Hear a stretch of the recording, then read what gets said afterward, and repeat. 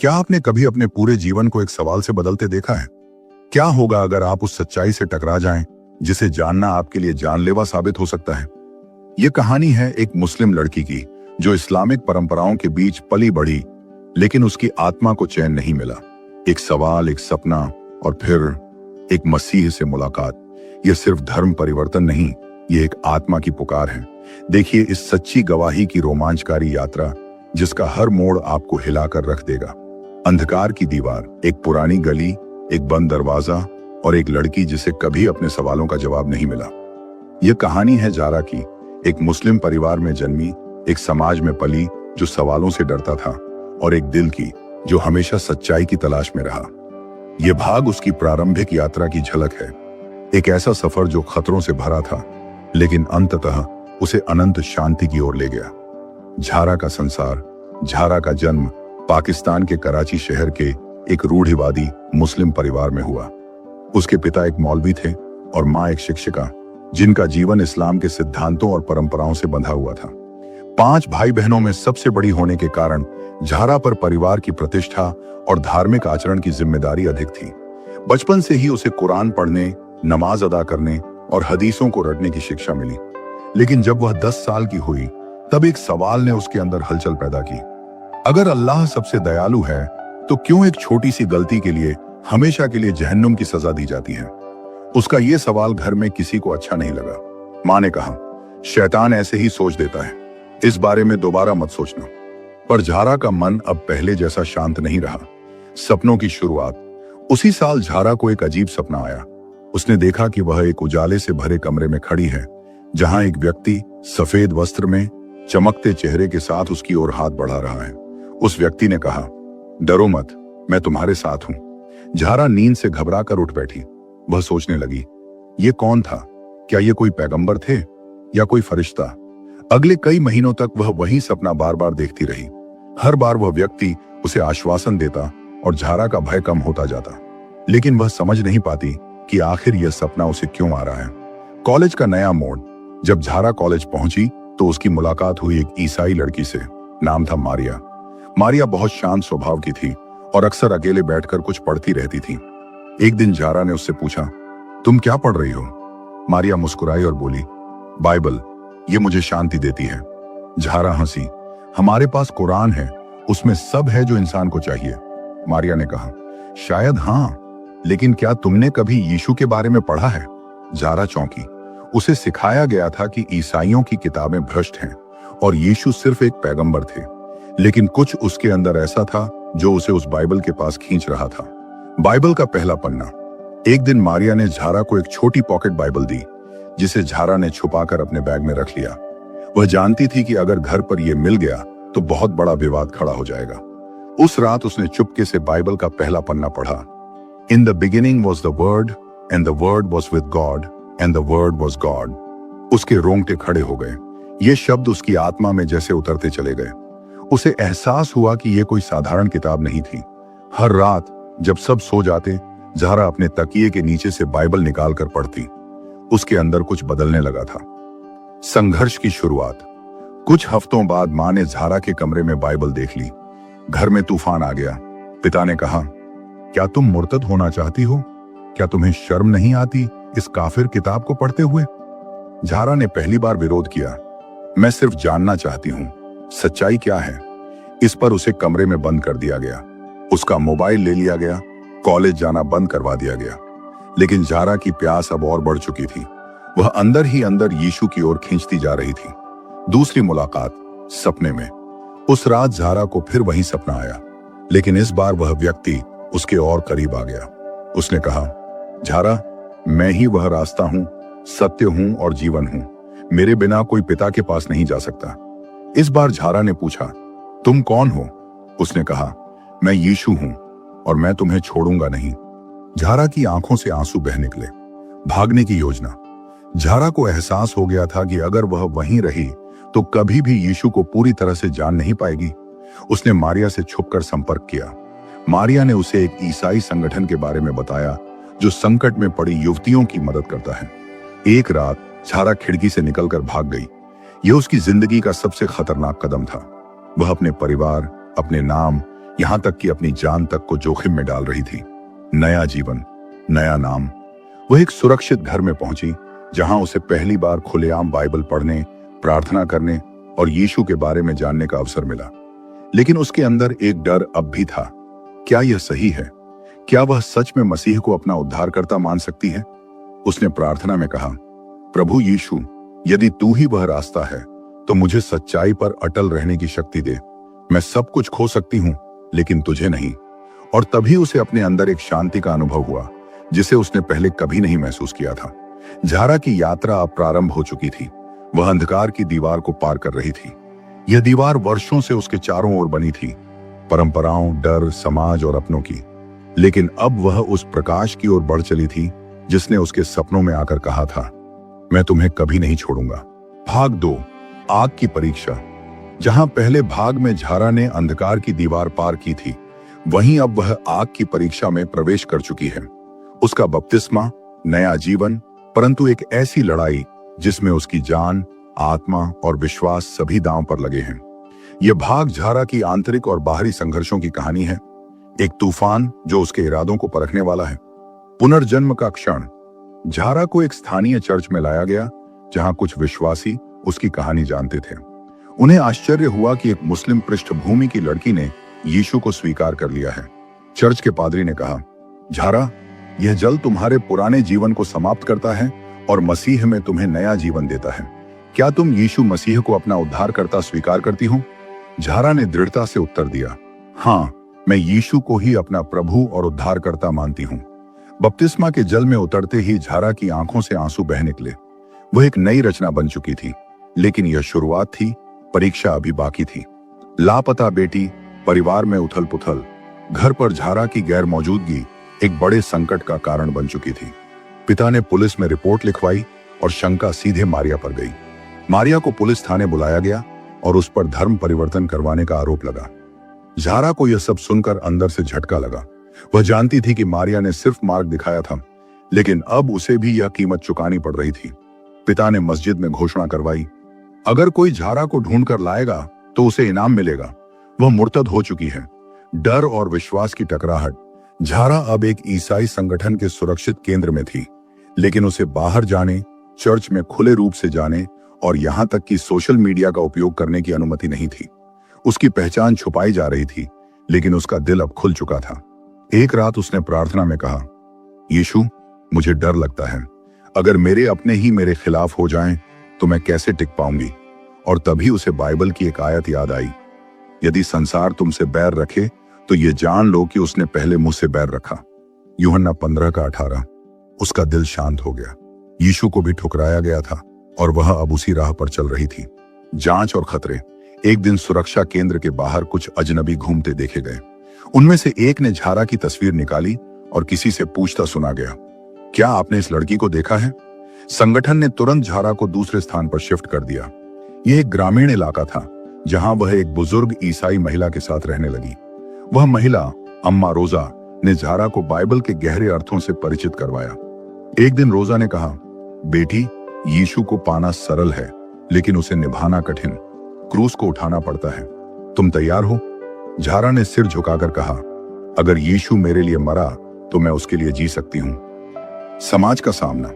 एक दिन झारा ने गलती से एक पुरानी दोस्त की इंस्टाग्राम पोस्ट पर लाइक कर दिया। पोस्ट से उसकी नई पहचान लीक हो गई। कुछ ही दिनों में इंटरनेट पर उसकी तस्वीरें और धर्म परिवर्तन की खबर फैल गई। उसे धमकी भरे मैसेज आने लगे, तू काफिर हो गई है, मौत ही तेरी सजा है। एक मौलवी ने तो वीडियो बनाकर कहा, ऐसे मुर्तद लड़कियों को सबक सिखाना जरूरी है ताकि और कोई इस रास्ते पर ना जाए।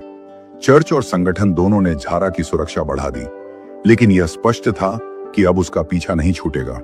आत्मा की गहराई में उतरना। झारा अब प्रतिदिन बाइबल पढ़ने और उपवास करने लगी। एक दिन उसने मत्ती 10:28 पढ़ा, जो देह को मार डालते हैं पर आत्मा को नहीं मार सकते, उनसे मत डरो, पर उससे डरो जो आत्मा और देह दोनों को नरक में नाश कर सकता है। उसके अंदर अब डर कम और साहस अधिक था। वह अब सिर्फ जीवित रहने के लिए नहीं, बल्कि यीशु के लिए जीने के लिए तैयार थी। पुलिस का बुलावा। एक दिन अचानक पुलिस आई और झारा को पूछताछ के लिए ले जाने का आदेश दिया। संगठन ने वकील भेजा, लेकिन पुलिस ने जोर दिया, हमें पता है यह लड़की बिना बताए घर से भागी है। यह अपहरण और धर्मांतरण का मामला है। थाने में झारा से पूछा गया, क्या तुमने अपनी मर्जी से धर्म बदला है? झारा ने धीमी मगर स्पष्ट आवाज में उत्तर दिया, हाँ, मैंने यीशु मसीह को जानकर, समझकर और विश्वास करके उसे अपनाया है। यह बयान अब सरकारी रिकॉर्ड में था।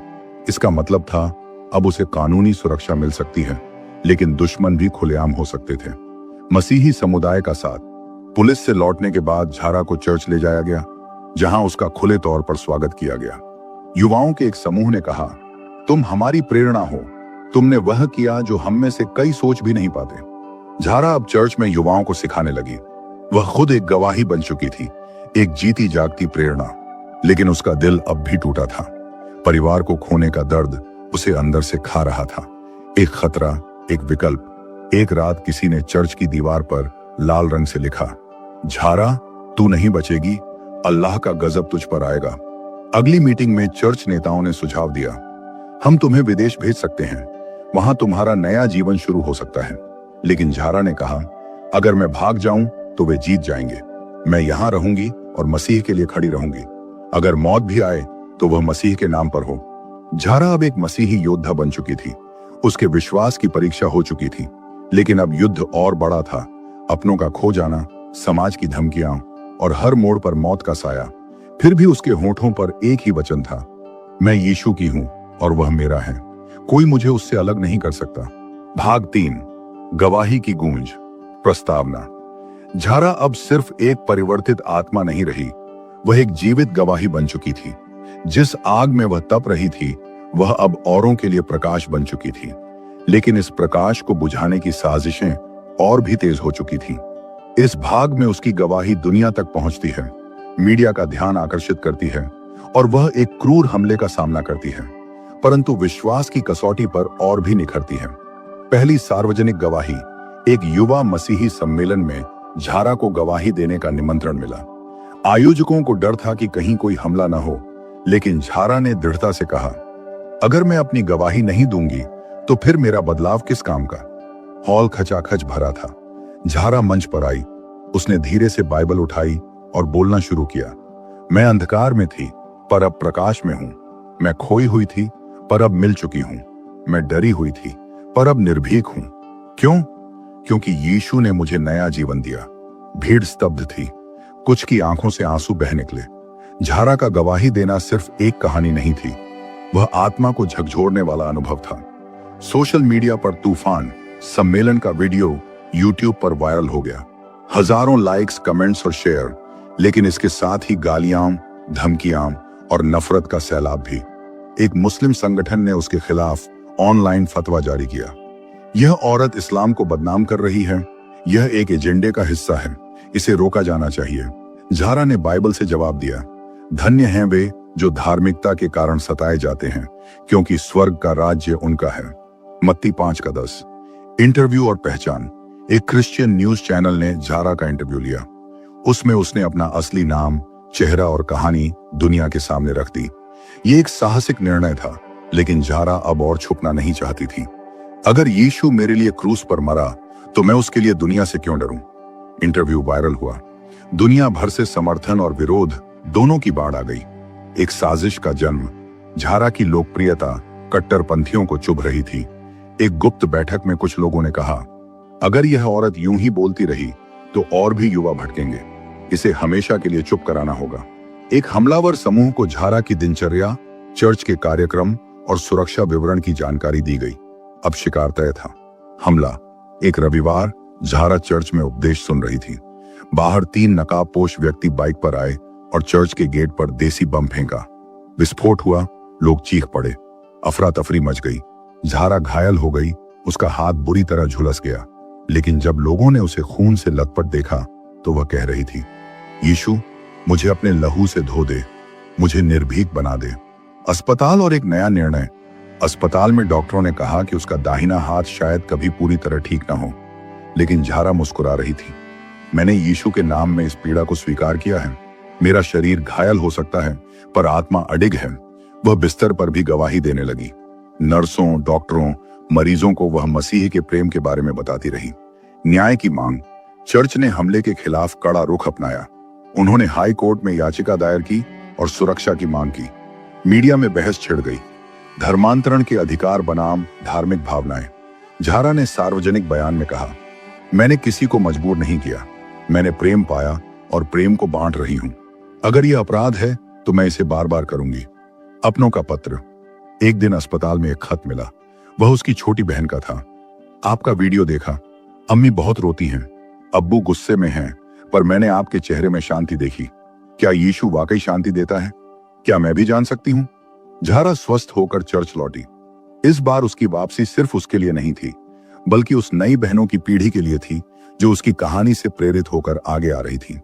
उसने एक नया संगठन शुरू किया, प्रकाश की बेटियां, उन महिलाओं के लिए जो मसीह में नया जीवन पाकर समाज की दीवारों से टकरा रही थीं। झारा अब एक क्रांतिकारी बन चुकी थी। प्रेम, विश्वास और साहस की। हमला, धमकियां और पीड़ा उसकी आत्मा को न तोड़ सके। उसका एक ही संदेश था, जो मसीह को जानता है वो डरना भूल जाता है। भाग 4, रिश्तों की आंच और अदालत की लड़ाई। झारा के जीवन की आग अब और तीव्र हो चुकी थी। हमला झेलने के बाद उसकी गवाही का असर दूर दूर तक फैल चुका था, लेकिन अब उसकी सबसे कठिन परीक्षा थी अपने परिवार का सामना करना, अदालत की कठोर दीवारों से टकराना और इस सब के बीच अपने विश्वास को थामे रहना।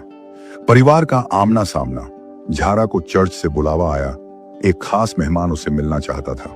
वह जब अंदर गई तो उसकी आंखों के सामने अम्मी खड़ी थी, सिर झुका हुआ, आंखों में नमी। पीछे खड़ी थी उसकी छोटी बहन आयशा। झारा, हमने तुम्हें पहचानने से इनकार कर दिया, पर तुम्हारी आंखों की रोशनी हमने कहीं नहीं देखी, अम्मी ने कांपती आवाज में कहा। झारा कुछ बोल नहीं पाई। उसने आगे बढ़कर अम्मी को गले से लगा लिया। सालों की दूरी, नफरत, पीड़ा, उस आलिंगन में गलती चली गई। आयशा का सवाल। रात को झारा और आयशा एक कमरे में बैठी। आयशा की आंखों में बेचैनी थी। उसने पूछा, दीदी, अगर मैं भी यीशु को स्वीकार करूं तो क्या सब ठीक हो जाएगा? झारा मुस्कुराई। सब आसान नहीं होगा, लेकिन सब सच्चा हो जाएगा, और सच्चाई में ही आजादी है। कोर्ट का समन। अगले दिन एक नोटिस आया। झारा पर धर्मांतरण के लिए प्रचार और भड़कावे का आरोप लगाया गया था। एक स्थानीय मौलवी और एक राजनीतिक संगठन ने याचिका दायर की थी कि यह औरत युवाओं को बहका रही है और शांति भंग कर रही है। कोर्ट ने झारा को तलब किया। अदालत की चौखट पर। अदालत में चारों ओर मीडिया, सुरक्षा और विरोधी भीड़ थी। जज ने सख्ती से पूछा, क्या आप मानती हैं कि आपने धर्मांतरण के लिए लोगों को प्रेरित किया? झारा ने शांति से कहा, मैंने बस अपनी कहानी सुनाई। लोगों ने प्रेम देखा और उसे अपनाया। मैंने किसी को मजबूर नहीं किया। जज गंभीर हो गया। सुनवाई स्थगित कर दी गई, लेकिन बाहर भीड़ भड़क चुकी थी। धमकियां और सुरक्षा। झारा को पुलिस सुरक्षा दी गई, पर उसे कई अनजान नंबरों से कॉल आने लगे। अगर अगली सुनवाई में तुमने फिर वही कहा तो जिंदा नहीं बचोगी। उसने अपने कमरे में घुटनों पर आकर प्रार्थना की, यीशु, तू ही मेरी चट्टान है, मुझे डगमगाने ना देना। आयशा की गवाही। एक दिन आयशा ने झारा से कहा, मैंने यीशु को दिल से स्वीकार कर लिया है, अब जो होगा मैं तैयार हूं। दोनों बहनें गले मिली। फिर आयशा ने भी एक वीडियो बनाया जिसमें उसने अपने बदलाव की गवाही दी। यह वीडियो भी वायरल हो गया। अब मामला और भी संवेदनशील बन गया था। चर्च पर हमला। कोर्ट की अगली सुनवाई से एक दिन पहले झारा और आयशा जिस चर्च में जाती थीं, उस पर पेट्रोल बम फेंके गए। अलमारी, बाइबलें, स्टेज सब जल गए, लेकिन एक कोना बचा रहा जिसमें एक छोटी बाइबल अब भी जली नहीं थी। पादरी ने कहा, प्रभु अपनी निशानी छोड़ता है ताकि हमें याद रहे कि वह साथ है। दूसरी सुनवाई। जज ने अब केस को मानवाधिकार की दृष्टि से देखा। झारा के वकील ने तर्क दिया, हर नागरिक को अपने धर्म का चयन और प्रचार करने का अधिकार है। अगर हम उसके गवाही देने के अधिकार को छीनते हैं तो यह संविधान का अपमान है। जज ने फैसला सुरक्षित रखा, लेकिन झारा जानती थी कि यह कानूनी लड़ाई से अधिक आत्मा की लड़ाई थी। पत्रकार की भूमिका। एक ईमानदार पत्रकार रॉबिन मैथ्यू झारा की कहानी से प्रभावित हुआ। उसने डॉक्यूमेंट्री बनाई, शांति की पुकार, झारा की गवाही। इस डॉक्यूमेंट्री ने वैश्विक स्तर पर सनसनी मचा दी। अंतर्राष्ट्रीय समुदाय ने भी अब झारा के पक्ष में आवाज उठाई। निर्णय का दिन। अदालत में चुप्पी थी। जज ने फैसला पढ़ा। यह अदालत यह मानती है कि झारा ने किसी को मजबूर नहीं किया। धर्मांतरण के लिए प्रेरित करना अपराध नहीं, जब तक वह बलपूर्वक न हो। इस अदालत में धार्मिक स्वतंत्रता की रक्षा की जाएगी। भीड़ में सन्नाटा था, लेकिन झारा के चेहरे पर शांति थी, वही शांति जो उसने यीशु में पाई थी। झारा ने रिश्तों को पाया, न्याय की जीत देखी और अपने विश्वास को और गहरा होते देखा। लेकिन उसकी यात्रा यहीं खत्म नहीं हुई थी। अब वह लोगों तक मसीह का प्रेम पहुंचाने का एक माध्यम बन चुकी थी और आगे उसका सबसे बड़ा आत्मिक युद्ध इंतजार कर रहा था। भाग 5, अंतिम परीक्षा और पुनरुत्थान की सुबह। झारा और आयशा ने सच्चाई की राह चुनी थी। अदालत ने उन्हें निर्दोष माना, लेकिन अंधकार की ताकतें अब भी हार मानने को तैयार नहीं थीं। अब लड़ाई एक अदृश्य संसार में पहुंच गई थी, जहां आत्मा की परीक्षा, विश्वास का संकट और चमत्कारी हस्तक्षेप सब एक साथ घटित होने वाले थे। यह अंतिम भाग झारा की यात्रा का सबसे गहरा, सबसे चुनौतीपूर्ण और सबसे चमत्कारी अध्याय था। अंधेरे की चालें। अदालत के फैसले के बाद झारा और आयशा को कुछ दिनों तक शांति मिली, लेकिन एक रात आयशा अचानक गायब हो गई। उसका फोन बंद था और वह अपने कमरे में नहीं थी। झारा ने तुरंत पुलिस को सूचित किया, लेकिन कोई सुराग नहीं मिला। एक अज्ञात नंबर से कॉल आया। अब देखो, तुम्हारे यीशु में कितनी ताकत है। अपनी बहन को बचा सको तो बचा लो। आत्मा का संघर्ष। झारा पूरी रात रोती रही, लेकिन फिर वह बाइबल लेकर बैठी। एक पद उसके सामने खुला, यहोवा तुम्हारी ओर से लड़ेगा और तुम चुपचाप देखोगे। निर्गमन 14 का 14। उसने आंखें बंद की और पूरे दिल से प्रार्थना की, यीशु, मैं जानती हूं कि तू ही सच्चा रक्षक है। मेरी बहन तेरी है, उसे बचा और मुझे मार्ग दिखा। रहस्यमयी संदेश। तीसरे दिन एक लिफाफा झारा के दरवाजे पर पड़ा मिला। उसमें एक पुराने चर्च की तस्वीर थी और लिखा था, यहां से शुरू हुआ, यहीं समाप्त होगा। वह तस्वीर उसी गांव के खंडहर नुमा चर्च की थी, जहां झारा ने पहली बार यीशु की प्रार्थना सुनी थी। वह जानती थी, जवाब वहीं था। अकेली यात्रा। झारा ने कुछ करीबी विश्वासियों को सूचित किया, लेकिन वह अकेली ही उस जगह गई। जब वह चर्च के अंदर पहुंची, वहां हर कोने में अंधकार था, लेकिन एक कोने से हल्की रोशनी आ रही थी। उसने जैसे ही पास जाकर देखा, वहां आयशा बैठी थी, बंधी हुई लेकिन होश में। दीदी, मैं जानती थी तू आएगी। जैसे ही झारा ने उसे खोलने की कोशिश की, एक नकाबपोश आदमी सामने आया। तूने बहुत लोगों को भटकाया है, अब तेरा अंत यही है। आत्मिक युद्ध। नकाबपोश व्यक्ति सिर्फ शारीरिक रूप से ही नहीं, बल्कि आत्मिक रूप से भी हमला करने लगा। उसने झारा पर गालियां बरसाईं, उसके अतीत के घावों को कुरेदा। तेरा पिता तुझसे नफरत करता था, तेरे अपनों ने तुझे ठुकरा दिया क्योंकि तू पाप है। झारा कांप रही थी, लेकिन उसने बाइबल को सीने से लगाया।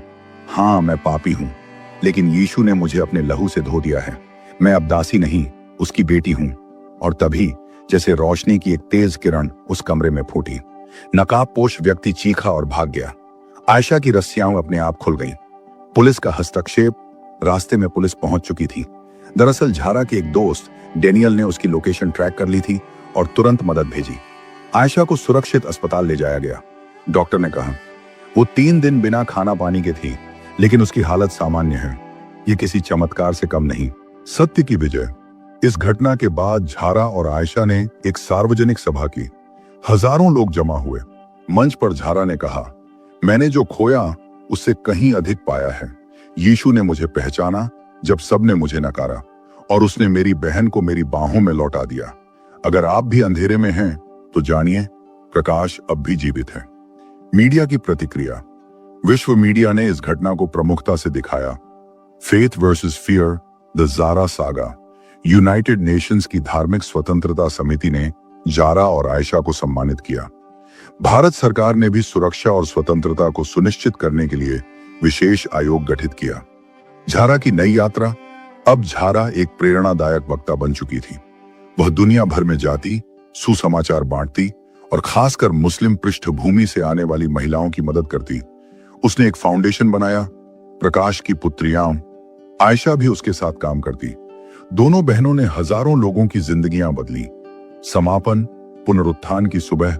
झारा अपनी आत्मकथा पर काम कर रही थी। किताब का नाम था अंधकार से अनंत प्रकाश तक। अंतिम पंक्ति में उसने लिखा, मैंने यीशु को चुना, लेकिन असल में उसने मुझे चुना। मेरा जीवन, मेरी परीक्षा, मेरा संघर्ष सब उसी की योजना का हिस्सा था, और अब मैं उसके प्रेम की जीवित गवाही हूं।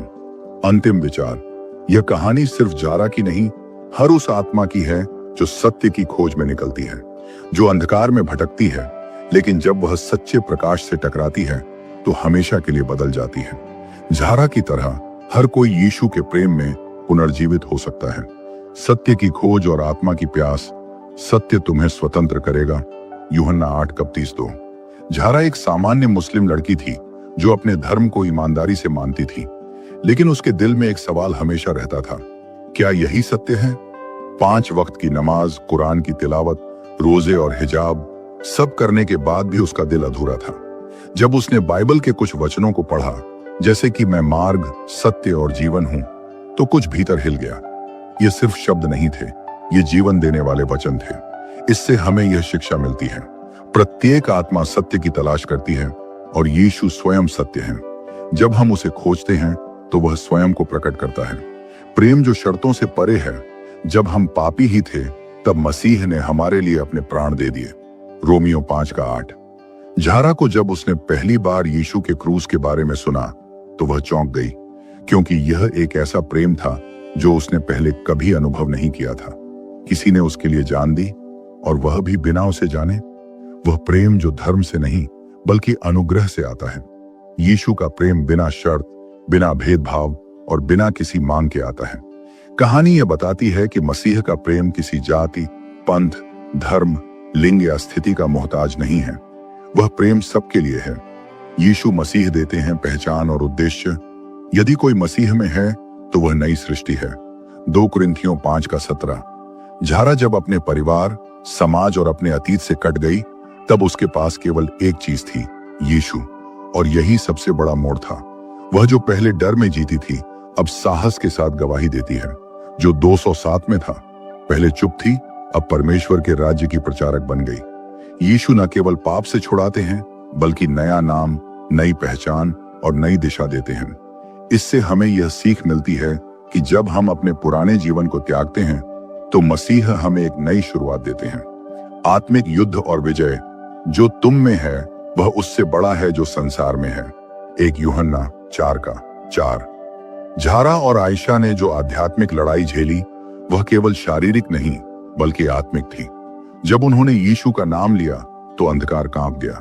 यीशु का नाम केवल एक धार्मिक पहचान नहीं है, वह शक्ति का स्रोत है। रोग भागते हैं, बंद दरवाजे खुलते हैं और कैद में पड़ी आत्माएं स्वतंत्र होती हैं।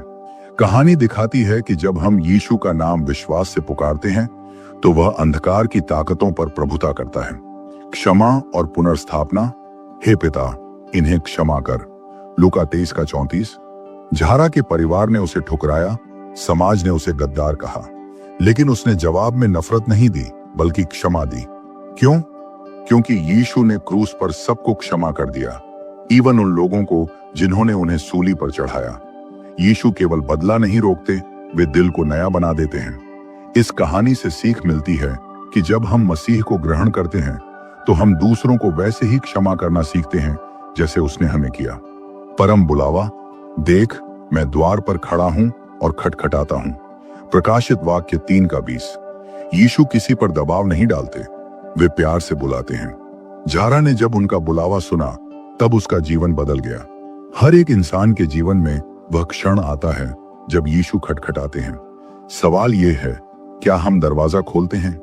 यीशु का संदेश इस कहानी के माध्यम से, प्रेम जो कभी नहीं छोड़ता, सत्य जो आत्मा को मुक्त करता है, शांति जो समझ से परे है, शक्ति जो अंधकार को पराजित करती है, पुनरुत्थान जो मृत्यु के बाद भी आशा देता है।